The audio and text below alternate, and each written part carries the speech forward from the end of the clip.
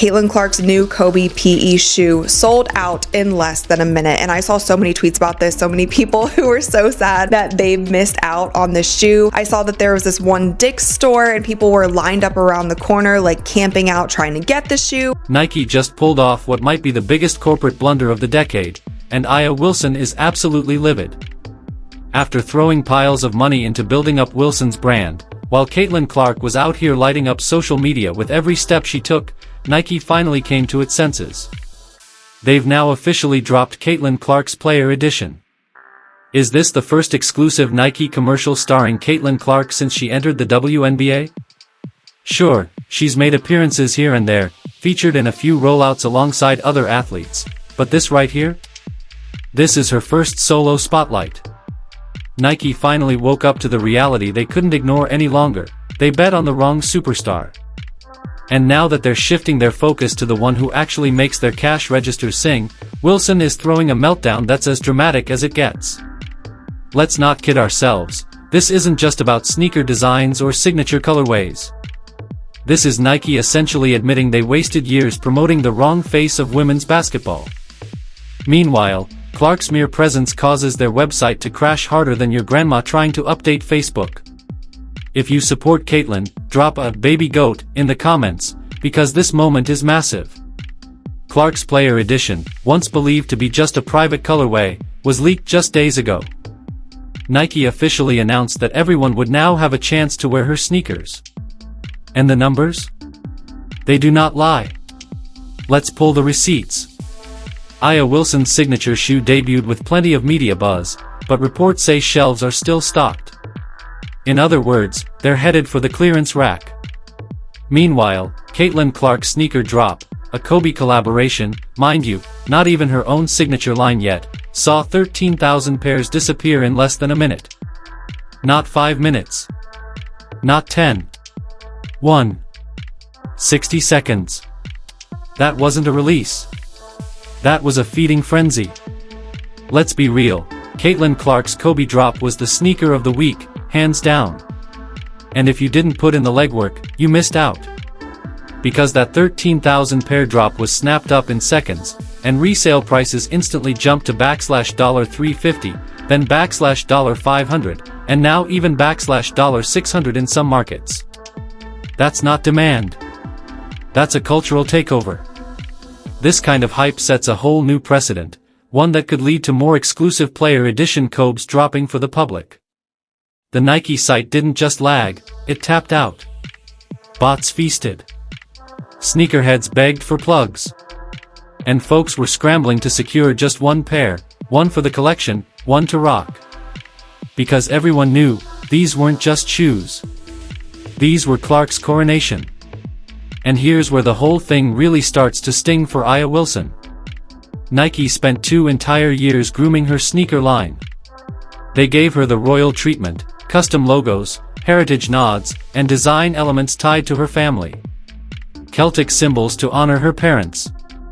Grandma's sayings etched into the soles.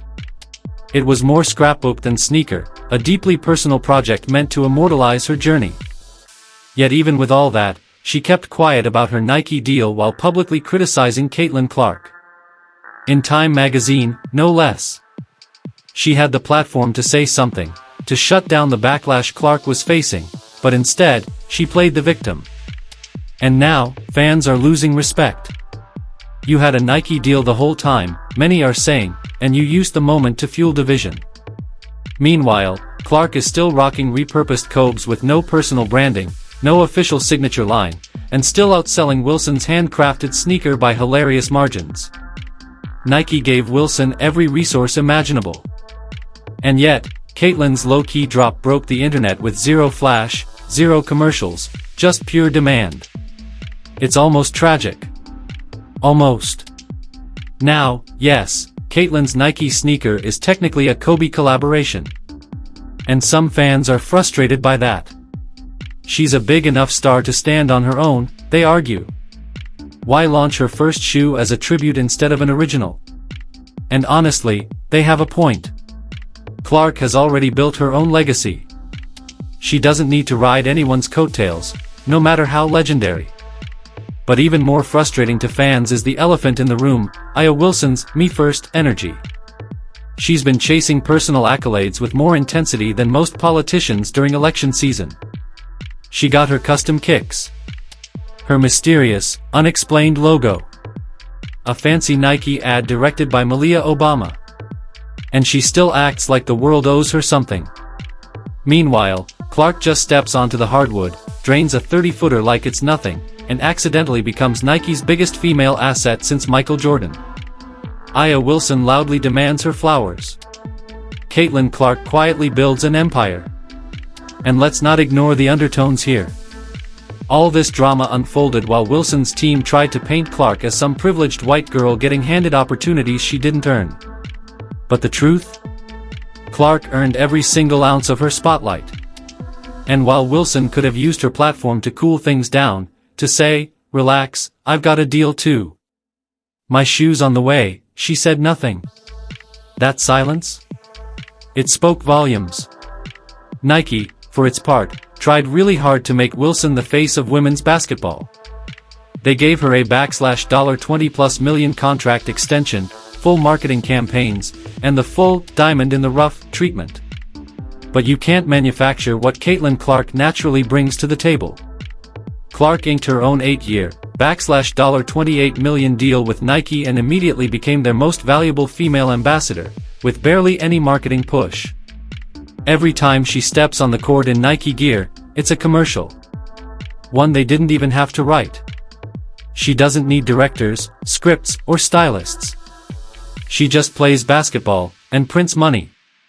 Nike recently dropped a new commercial featuring Clark in her Kobe PEs, and it's already blowing up. In one scene, she's in the locker room. She opens her eyes, and in a close-up shot, her pupil turns into the Kobe logo. Subtle. Chilling. Perfect branding. Now here's where the business numbers come in, and it's brutal for Wilson. Caitlin Clark generated an estimated $82 million in economic impact for the state of Iowa. One player. One state. $82 million. She didn't just break NCAA records, she practically set off an economic explosion. And Nike?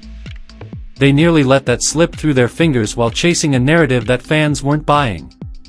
Former Nike basketball marketing head Jordan Rodgers even called them out publicly, sarcastically congratulating them for almost letting their golden goose fly the coop. Their stock? It plummeted to a 5-year low. All while Clark was sitting right there, waiting to be embraced. Nike executives convinced themselves they needed to slow play the biggest cultural force in women's sports since MJ. And now they're paying for it. Literally. You want proof? Just pull up Google Trends and compare 4 WNBA players. Only one comes close to Caitlin Clark, and it's Angel Reese. And Nike doesn't even have her. She's with